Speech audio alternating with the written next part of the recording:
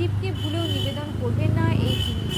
শিবের আরাধনায় কুমকুম বা সিঁদুর ব্যবহার করবেন না।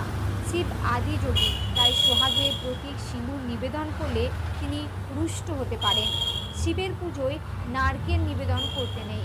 নারকেল লক্ষ্মীর স্বরূপ, তাই শিব পুজোয় এটি ব্যবহার না করার পরামর্শ দেওয়া হয়।